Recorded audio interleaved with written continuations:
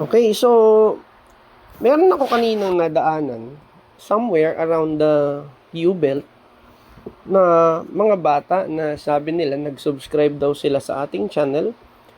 And then, nakita ko yung scores nila, parang final exam yun. Siyempre, pakialamero tayo.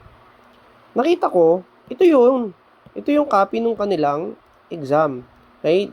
Disclaimer muna So, itong mga exam na to is, it came from a good friend of mine na ano yan kaklase ko. So, ito yung naging score nung estudyante niya, bokya. Okay? Ano ba to? Kunin natin yung view. Kailangan natin ng page color na yellow kasi medyo may problema tayo sa mata. So, ayan. Ito yung mga naging sagot ng estudyante. What went wrong? Diba? Bakit siya naging bokya? Pasensya na dun sa estudyante. Kita mo, answer niya sa number 1. Ayan. Sa number 2, wala rin. Bokya rin. Number 3. Number 4 and number 5. 0 out of 5. Walang nakuha. So, paano natin masosolve itong mga questions na ito, which is very basic lang naman in terms ng, I think this is full combustion Okay? Fuels and combustion yung mga tanong. So, let us walk through dun sa lahat ng questions na meron dito. Okay? So, I'll start with this problem, number 1. Okay? Kuha ko ng isang page. Okay? Another page tayo.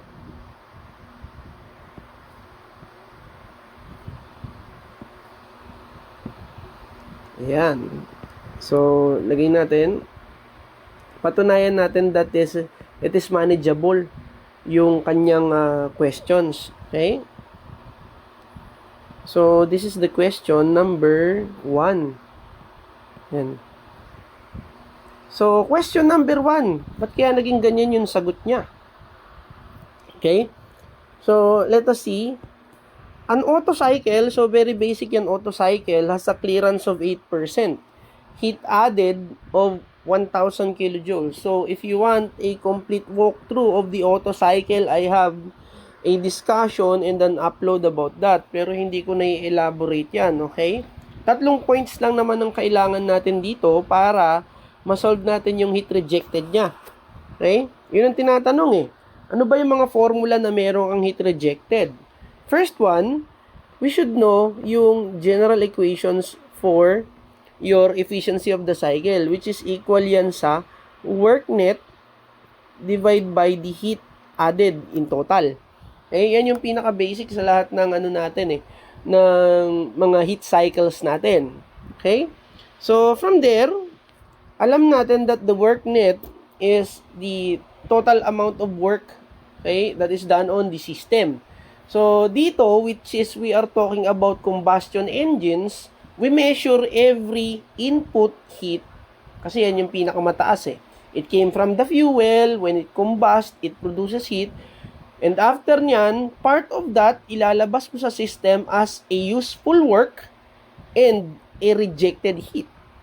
So, that is QA minus QR over QA.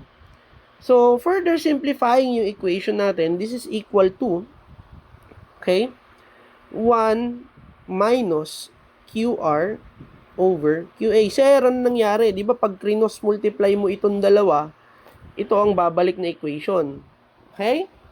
So, meron na tayong working equation for our efficiency. Sir, bakit dinaan mo sa efficiency?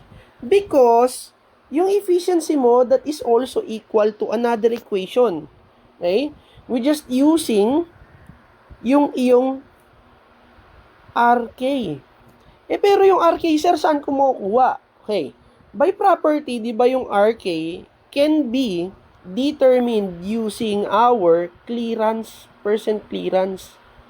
Okay? Yan yung kanyang formula.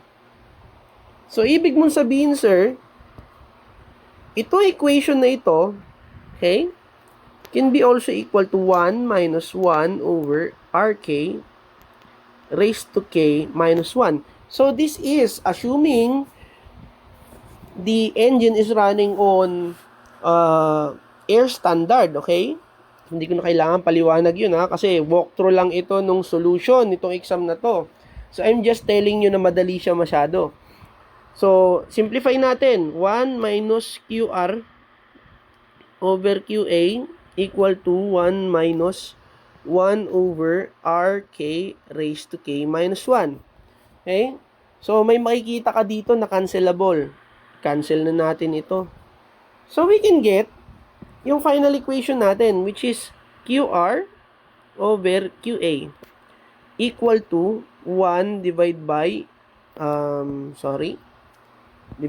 RK raised to K minus 1. So, ang kailangan ko lang naman dito simply is QR. Okay? QR na yan. QR is equal to QA divided by RK raised to K minus 1. O anong mahirap dito? Okay? Isang diretsuang input sa calculator, makuha mo na kagad yung solution. Pero recall natin na ang RK kasi is equal to clearance plus 1 over C. This is in percentage yung clearance mo. Okay? Don't forget that. So, substitute natin yung QR dito. We'll arrive with an equation, okay, to solve your QR, na yung QA mo divide by yung RK, which is C plus 1 over C raised to K minus 1. Sir, hindi ko maalala yung K. Okay? K is the specific heat ratio nung gas. Okay? Wala naman sinabi sa problem. So, as is, this is air standard. So, your K here is equal to 1.4. And then, yung C mo, binigay dyan is 0.08. Di, solve na natin siya. So, your QA, okay, so, simply is, ilan yung binigay sa'yo dyan? 1,000 kilojoules. Divide by yung C. What is C? That is 1 plus 0.08 divide by 0.08 raised to 1.4 minus 1. Input mo sa calculator, sir. O, madali lang yan pag in-input sa calculator.